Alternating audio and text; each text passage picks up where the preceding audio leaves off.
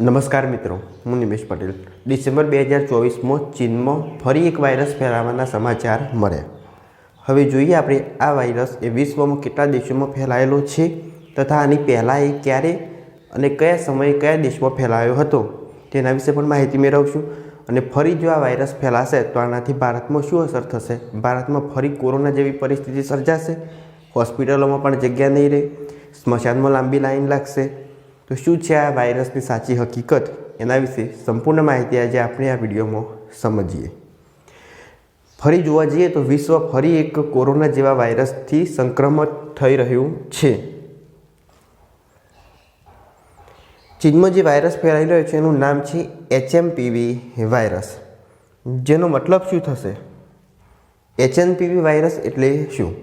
મિત્રો, સામાન્ય રીતે વાયરસ હોય બે પ્રકારે હોય, એક DNA વાયરસ હોય અને બીજો હોય RNA। જે DNA વાયરસ હોય એ સ્થિર પ્રકારનો હોય, એટલે એ વાયરસનું સ્વરૂપ બદલાતું નથી। જ્યારે RNA વાયરસ હોય એનું સ્વરૂપ બદલાય, એટલે જ્યારે એ બીજા સ્વરૂપમાં આવશે ત્યારે આક્રમક સ્વરૂપમાં આવશે, એટલે હજારો લોકોમાં એ ઝડપી ફેલાશે। દાખલા તરીકે શિયાળાની ઋતુ હોય તો વાયરસ શિયાળાની ઋતુમાં સૌથી વધુ ઝડપી ફેલાશે।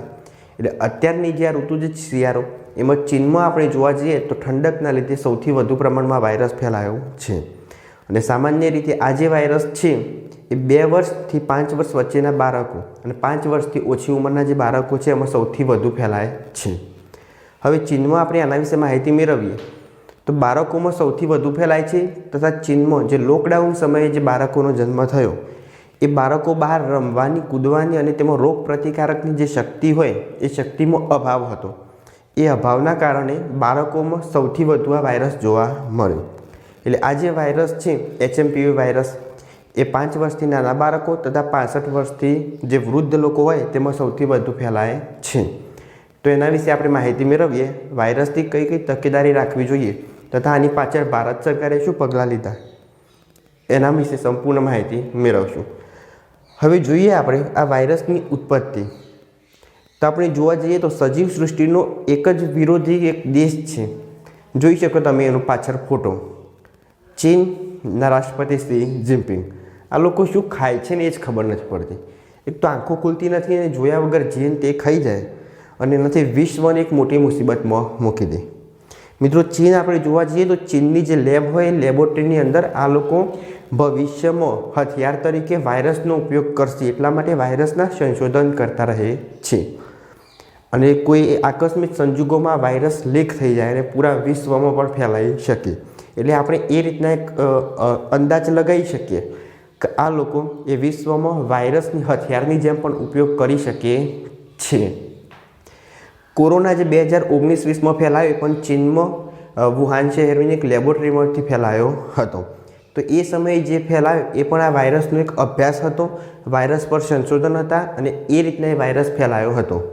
તો એના પછી આજે બીજો વાયરસ ચીનમાં ફેલાયો HMPV, તો એ કઈ રીતના ફેલાયો અને ચીનમાં અત્યારે એનું પ્રમાણ તથા વિશ્વ લેવલે એનું પ્રમાણ કેટલું છે એ જોઈએ આપણે આ વિડીયોમાં। અહીં આગળ નીચેના જે તમે ફોટા હશે એ સોશિયલ મીડિયા પર ખૂબ જોયા હશે કે ચીનમાં હોસ્પિટલોમાં લાઈન લાગેલી છે તથા જે સ્મશાનઘાટ હોય એ પણ લોબી કતાર જોવા મળી। વિશ્વ ફરી એક વાયરસના સંક્રમણમાં। COVID-19ના 5 વર્ષ પછી ફરી ચીનમાં એક નવો વાયરસ ઉત્પન્ન થયો। આ વાયરસનું નામ છે હ્યુમન મેટાન્યુમો વાયરસ, જેને ટૂંકમાં HMPV વાયરસ તરીકે ઓળખવામાં આવે છે।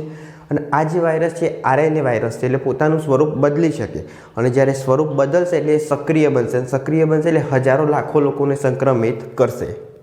ચીનમાં વાયરસના સૌથી વધુ કેસ જોવા મળ્યા। આ વાયરસની સૌથી વધુ અસર નાના એટલે કે 5 વર્ષથી નીચેના વયના બાળકો હોય તે બાળકોમાં સૌથી વધુ જોવા મળશે અને 65 વર્ષથી ઉંમરના જે વૃદ્ધ લોકો હોય કે જે કંઈક ને કંઈક પીડાથી પીડાતા હોય તો એમને આ ઝડપી લાગુ પડશે। 16 થી 25 ડિસેમ્બર સુધી શ્વાસ સંબંધી સમસ્યાઓના કેસ ચીનમાં સૌથી વધુ જોવા મળ્યા। ચીનમાં કેટલીક જગ્યાએ ઇમરજન્સી પણ લગાવવામાં આવી, પણ હવે ચીન આ જે માહિતી હોય એના સાચી માહિતીના આંકડા બહાર પાડતું નથી, જેથી દુનિયા હોય દુનિયાને સાવચેતીના પગલાં ના ભરી શકે। જો ચીન એની સાચી માહિતી અને આંકડા બહાર પાડે તો વિશ્વના કેટલાક દેશો આની વિરુદ્ધ પગલાં લઈ શકે, પણ ચીન આ માહિતી બહાર પાડતું નથી। ચીનમાં હોસ્પિટલ અને સ્મશાનમાં ફરી એકવાર લાંબી કતાર જોવા મળે। આ બાબતે ચીન કોઈ પણ જાણકારી આપવામાં આવી નથી.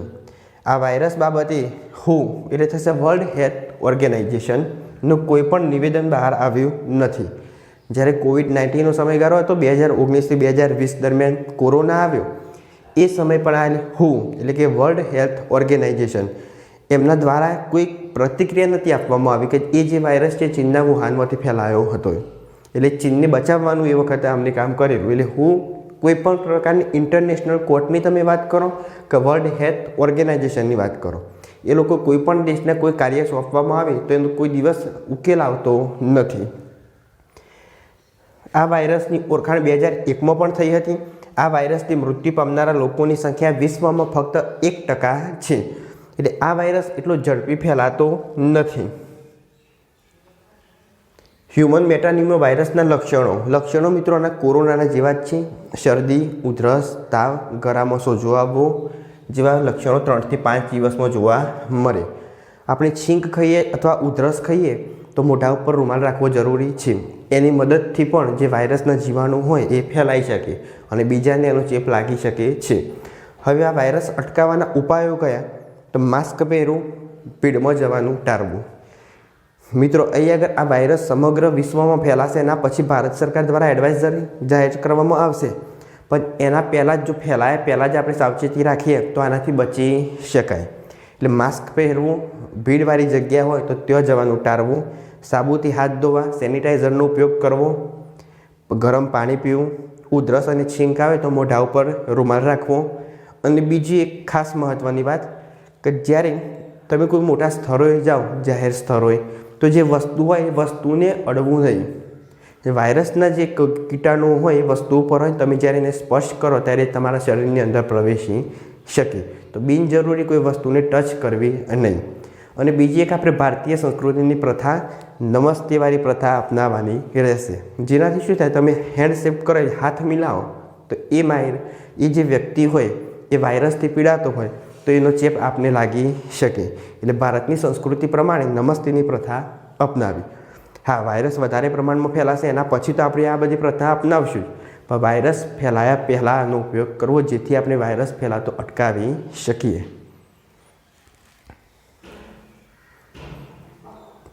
અમેરિકા, કેનેડા, યુરોપમાં આ વાયરસ જોવા મળ્યો હતો. 2023 અમેરિકામાં વાયરસમાં 11% જેટલો વધારો જોવા મળ્યો હતો.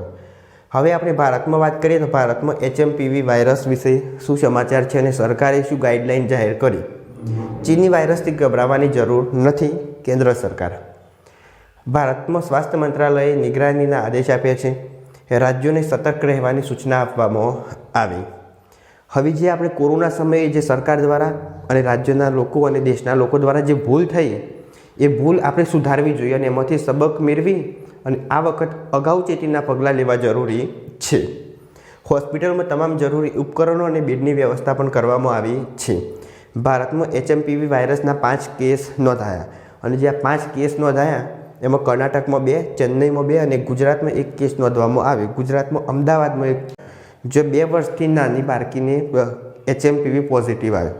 એટલે આ જે રોગ છે, વાયરસ છે, એ 5 વર્ષથી નાના બાળક હોય એને સૌથી વધુ અસર કરે છે અને 65 વર્ષથી ઉપરના લોકોને અસર કરશે. એટલે વૃદ્ધ વ્યક્તિઓ અને નાના બાળકોએ આમાં ખાસ સાવચેતી રાખવાની જરૂર છે. કારણ કે એમનામાં જે રોગ પ્રતિકારક શક્તિ હોય એ ઓછી હોય અને ઓછી રોગ પ્રતિકારક શક્તિની હોવાથી એ વાયરસના સંક્રમણમાં ઝડપથી આવશે. તો આ કેટલીક વાત હતી HMPV વાયરસ વિશે. અત્યારે ભારતમાં આના વિશે કોઈ ગભરાવાની મોટી વાત નથી. મીડિયા દ્વારા આના સમાચાર આપવામાં આવશે પણ એ ચડાઈને આપવામાં આવશે. અત્યારે આ વાયરસનું પ્રમાણ બિલકુલ ઓછું છે. તો જો વાયરસ ફેલાય પહેલાં આપણે એના અગાઉચેતીના પગલાં લઈશું તો વાયરસથી બચી શકાય. હાલ કોઈ લોકડાઉનની પરિસ્થિતિ નથી. તો આ હતી HMPV વાયરસ વિશે સંપૂર્ણ માહિતી. જો વિડીયો ગમ્યો હોય તો લાઈક કરો, શેર કરો, ચેનલ સબસ્ક્રાઈબ કરો. ત્યાર સુધી જય હિન્દ, જય ભારત.